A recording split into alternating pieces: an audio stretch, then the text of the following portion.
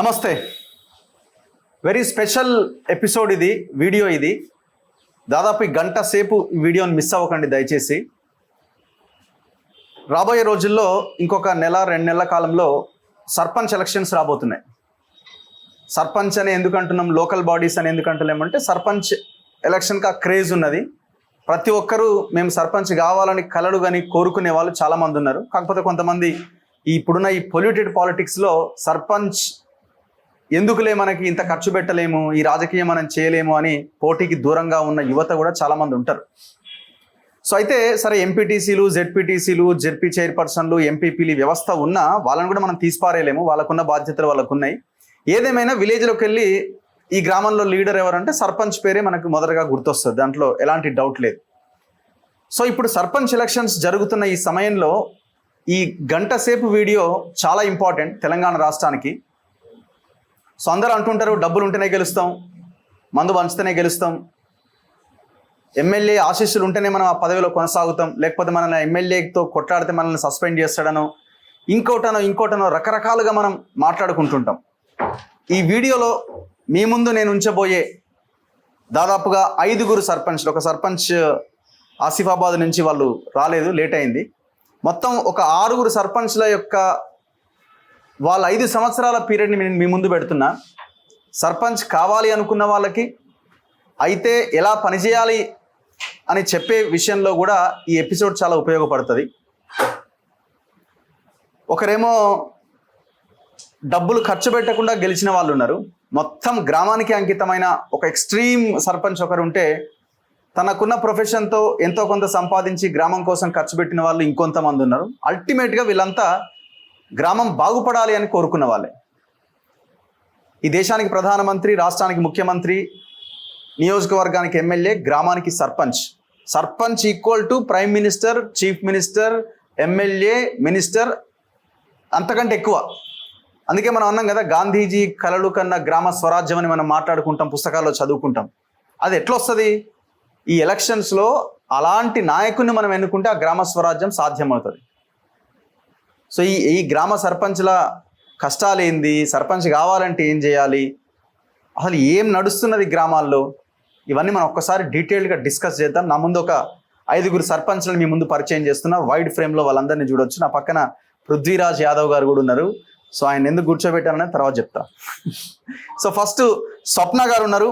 స్వప్న గారు ఎంబీఏ చేశారు. ఆమె దేశ్ముఖ్ గ్రామ సర్పంచ్గా పనిచేశారు. పోచంపల్లి మండలం కిందికి వస్తుంది. 1400 మంది ఓటర్లు ఉంటే అక్కడ ఆమె 93 ఓట్ల మెజారిటీతో గెలుపొందడం జరిగింది. ఆమె చేసిన గొప్ప పని ఏంటంటే, నేను అన్ని విషయాలు చెప్పను, ఒక పాయింటే చెప్తాను. ఆ గ్రామంలో బెల్ట్ షాపులు లేకుండా చేసేశారు. Not even single belt shop ఆ గ్రామంలో కనబడదు. సో చాలా గొప్ప విషయం. ఒక మహిళగా గ్రామ సర్పంచ్గా ఆమె ఆ పని చేశారు. నెక్స్ట్ నా ముందు కనిపిస్తున్నారు శంకర్ గారు. శంకర్ అన్న మూసి అని ఆయనకి అందరూ పిలుస్తుంటారు. శంకర్ గారు ఏదిలాబాద్ గ్రామ సర్పంచ్, ఘట్కేసర్ మండల్. 2013 నుంచి 18 వరకు ఆయన సర్పంచ్గా పనిచేశారు. సో ఎన్నో కార్యక్రమాలు చేశారు ఆయన. మెడికల్ క్యాంప్స్, బ్లడ్ డొనేషన్లు, ఐ క్యాంపులు, అండ్ అన్నింటికంటే ముఖ్యంగా ఉపాధి హామీ పథకం. ఈ ప్రాంతం అంతా మున్సిపాలిటీలో కలిసినప్పుడు అక్కడ ఉపాధి హామీ పథకం లేకుండా చేస్తే ఆయన కొట్లాడి దాన్ని సాధించిన వ్యక్తి. అండ్ దట్టు ఆయన గెలిచింది ఇండిపెండెంట్గా. 6000 మంది ఓటర్లు ఉంటే 285 ఓట్లతో ఆయన ఇండిపెండెంట్గా గెలుపొందిండు. అంటే వాళ్ళ పార్టీలు వెనకాల ఉంటేనే మనం గెలుస్తాం అని ఏదైతే మనం అనుకుంటామో, పార్టీ సపోర్ట్ లేకపోతే మనం గెలవము అని ఏదైతే అనుకుంటామో దాన్ని పటాపంచలు చేశారు. ఇందులో చాలామంది ఇండిపెండెంట్లే ఉన్నారు. సో స్వప్న గారు కూడా ఆమె వేరే ఒక పార్టీ నుంచి టికెట్ ఆశించి ఇవ్వకపోతే ఇండిపెండెంట్గానే బరిలోకి దిగింది, రెబల్గా. నెక్స్ట్ ఈశ్వర్ గారిది గుండ్ల పోచంపల్లి గ్రామం. 2013 కదన్నా, 14 సరే నుంచి 18 వరకు 19 వరకు సర్పంచ్గా ఉన్నారు. గుండ్ల పోచంపల్లి గ్రామం, మేడ్చల్ మండల్. ఆయన ఒక పార్టీ నుంచి ప్రాతినిధ్యం వహిస్తున్నారు, కాంగ్రెస్ నుంచి ఉన్నారు ఆయన. సో గుండ్ల పోచంపల్లి అనగానే హైదరాబాద్కి దగ్గర ప్రాంతం. అప్పుడు సర్పంచ్ గ్రామ పంచాయతీ ఉండి ఇప్పుడు వీళ్ళు మున్సిపాలిటీలో కలిపేశారు కాబట్టి ఇప్పుడు లేదు. సో ఆయన గ్రామ పంచాయతీగా ఉండి అక్కడ రియల్ ఎస్టేట్ చాలా పెద్ద ఎత్తున డెవలప్ అయింది. అక్కడ ఆయన పెద్ద ఉన్నాడు కదా, రాజులాగా ఫీల్ అయ్యే మల్లారెడ్డితోని ఢీ అంటే ఢీ అని కొట్లాడి దాదాపు అయిన ఆ గ్రామ రెవెన్యూని 80 లక్షల నుంచి దాదాపు 8 కోట్ల దాకా పెంచిండు.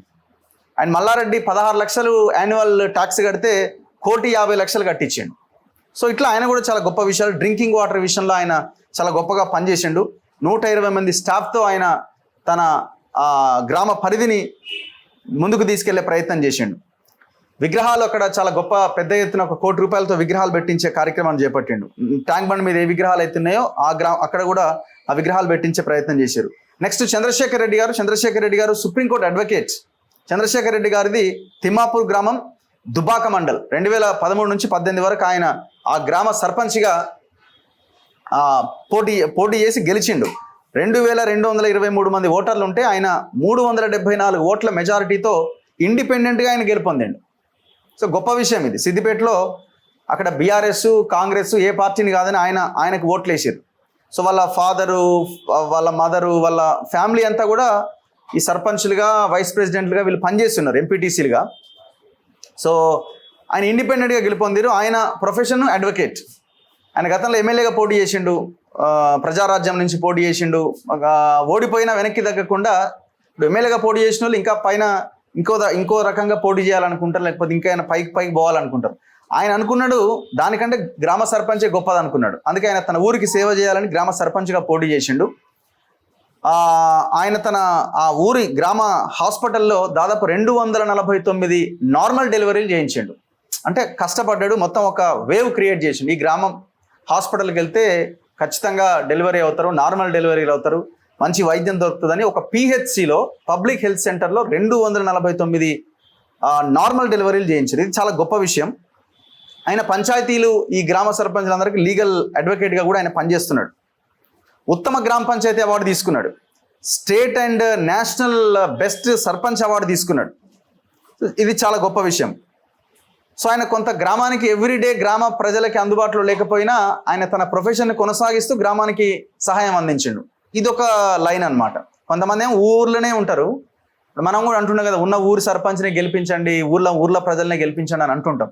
సో ఆయన తన ఊర్లో ఎవ్రీడే లేకపోయినా వారానికి 2 సార్లు వచ్చి ఆ గ్రామాన్ని కాపాడుకునే ప్రయత్నం చేసిండు. నెక్స్ట్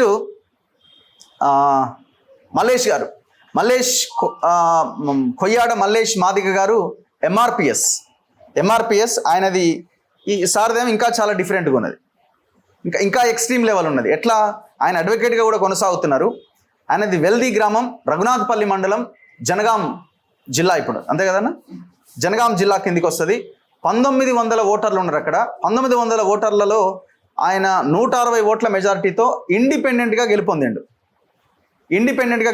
ఇంకా ఇక్కడ చాలా గొప్ప విషయం ఏంటంటే, ఇవాళ మనం సామాజిక న్యాయము, ఈ బీసీ వాదము, బహుజన వాదం, ఈ పోరాటంలో మనం మాట్లాడుతున్నాం కాబట్టి మనం ఆలోచించాల్సింది ఏంటంటే, 2013 ఎలక్షన్స్లో 13 ఎలక్షన్స్లో జనరల్ స్థానంలో ఆయన పోటీ చేసిండు. జనరల్ స్థానంలో పోటీ చేసి ఇండిపెండెంట్గా 150 ఓట్లతోనే ఓడిపోయింది ఆయన. ఎప్పుడు ఇది 2013లో జస్ట్ ఒక 150 ఓట్స్ జనరల్ సీట్లో పోటీ చేసి. ఇది చాలా గొప్ప విషయం. ఈ గ్రామంలో 1900 ఓటర్స్లో ఎస్సీలు 300 ఉన్నారు, బీసీలు 1000 మంది ఉన్నారు. ఇక్కడ అంటుంటాం కదా, బీసీలు ఎస్సీలు వీళ్ళందరూ ఎవరికి వాళ్ళే ఉంటారు, ఒకరికొకరు ఓట్లు వేసుకోరని. ఆయన గ్రామంలో అది సాధ్యమైంది. అది ఆయన వల్ల సాధ్యమైంది. ఒక లీడర్గా ఉండి అందరినీ దగ్గరికి తీసుకునే ప్రయత్నం చేసిండు. బీసీలు వేసిరు, ఎస్సీలు వేసిరు, ఓసీలు వేసిరు, మాల మాదిగలకు పడదంటారు, మాలలు కూడా ఆయనతో పాటు కలిసి పనిచేసి ఆయనని గెలిపించుకునే ప్రయత్నం చేశారు. మళ్ళీ ఆయన 2013లో 150 ఓట్లతో ఓడిపోతే ఆ తర్వాత మళ్ళీ పోటీ చేసి 160 ఓట్లతో గెలుపొందిండు. అప్పుడు రిజర్వేషన్ ఉన్నది 2019లో. సో ఆయన కూడా అడ్వకేట్గా పనిచేస్తున్నాడు. ఎవ్రీ డే ఆయన గ్రామ పంచాయతీలో ఆ చైర్లో కూర్చొని ఆయనకి నిద్ర పట్టదు. ఎవరో ఒకరు అక్కడికి వస్తుంటారు, ఆయనతో వాళ్ళతో మాట్లాడాలి, వాళ్ళ సమస్యలు తీర్చాలి. ఒక ప్యూర్ గ్రామ సర్పంచ్గా ఆయన తన సేవల గ్రామానికి అందించిండు. చాలా కార్యక్రమాలు ఆయన చేసిండు. వాటర్కి సంబంధించి కావచ్చు, అధికారులతో, లీడర్లతో ఏమాత్రం వెనక్కి తగ్గకుండా ఆయన తన ఉద్యమకారుడిగా తన ఫైట్ని తను కంటిన్యూ చేసిండు. సో ఇది వీళ్ళ యొక్క బ్యాక్గ్రౌండ్ అన్నమాట. అందరికీ వెల్కమ్. సో చాలా సంతోషం మీరందరూ మా స్టూడియోకి వచ్చినందుకు వెంటనే.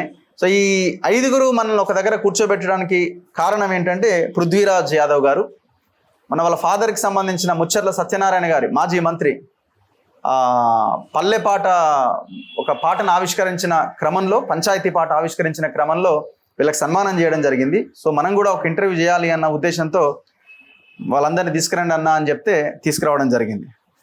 Thank you very much. Yeah, so ముందుగా మీతోనే స్టార్ట్ చేస్తాను నేను.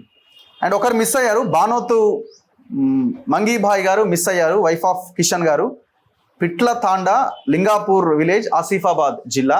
వాళ్ళకి కొంత డిస్టెన్స్ ఎక్కువ, ఏజెన్సీ ఏరియా కాబట్టి కొంత ఫోన్ కాంటాక్ట్ ఇవన్నిటితో రాలేకపోయారు. నెక్స్ట్ టైం ఆమెను తీసుకొచ్చే ప్రయత్నం చేస్తే అక్కడ ఉన్న స్కూల్ని ఆమె బాగు చేశారు. 7 మంది నుంచి 70 మందికి తీసుకెళ్లారు. చాలా మంది అందులో ఐఐటీలు కొట్టిన వాళ్ళు ఉన్నారట ఆ తాండాలో, ఆ గ్రామంలో.